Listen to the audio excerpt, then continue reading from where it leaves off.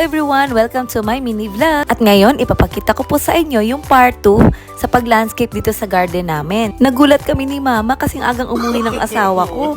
Namili pala siya ng mga Korean grass at white stone para sa garden namin. At ayan, in-explain pa niya na ganyan daw ang paglagay ng Korean grass. And the next day niya, naglagay na kami ni Mama ng mga Korean grass.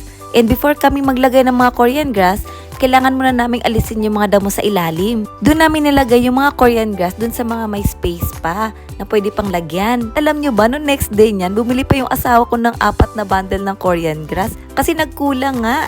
At bumili na rin kami ng mga bulaklak kasi gusto ni Mama dagdagan yung mga bulaklak. And sa next day ng morning, nag-start na kami ni Mama maglagay ng mga Korean grass. Ang hirap din maglagay sa mga gilid-gilid kasi kailangan mo siyang gupitin. May malaking gunting naman kami kaya nagugupit namin. Alam nyo ba, hindi ko talaga alam na meron kaming malaking gunting yung binili ng asawa ko. Ang ginamit kong panggupit ay yung maliit na gunting. Kaya nagsugat yung kamay ko. Sabi ng asawa ko, may malaking gunting dyan sa loob. Kaya nilabas niya pati yung gloves para hindi daw masugatan yung kamay. Hindi ko talaga alam. Tapos nagulat ako yung asawa ko ang agang umuwi. Tapos tinanong ko siya, bakit ang aga mo umuwi? Dahil nakita niya ako, naglalagay ako ng mga lupa sa mga Korean grass, tinulungan na rin niya ako. Ang bait talaga niyang asawa ko. Kahit pagod na siya galing sa trabaho, tinutulungan pa rin kami sa mga gawain namin.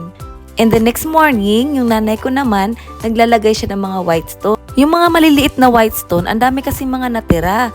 Kaya nilalagay na lang niya dyan para maganda daw tingnan. O diba? Kasi hapon na. Ayun, sinama ko na si Aina sa labas at nagpapahangin kami. Diba? Nanonood siya ng mga bulaklak. Ang tawag ko nga dito, garden ni Baby Aina. Kasi tuwing hapon, lagi siyang namamasyal dito.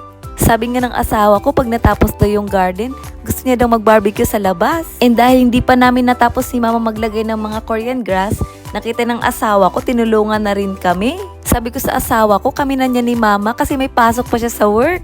At ayan yung design ni Mama, nilalagyan niya ng mga white stone, yung mga bulaklak, nilalagyan niya ng mga design na pabilog. At siya na rin naglagay ng mga bulaklak kung saan sila magandang tingnan. At nung pag-uwi nga ng asawa ko nung hapon, nagulat siya, natapos namin agad. Sabi niya, kahit yukuri daw, dahan-dahan lang. Sabi namin, natapos na namin tingnan mo, ang ganda. O diba, tuwa yung asawa ko dahil ang ganda na ng garden niya, before and after. Sabi nga ng asawa ko, 5 lapad yung nagastos niya sa garden. Sabi ko, ang mahal naman. Sabi niya, mura na daw yun kasi kung pinagawa niya daw sa iba, mahal na daw yan. At ito na yung ginawang landscape namin ni Mama. Ang galing nga ng pagka-design kasi ang ganda pala ng mga white stone pag pinalibot sa mga bulaklak.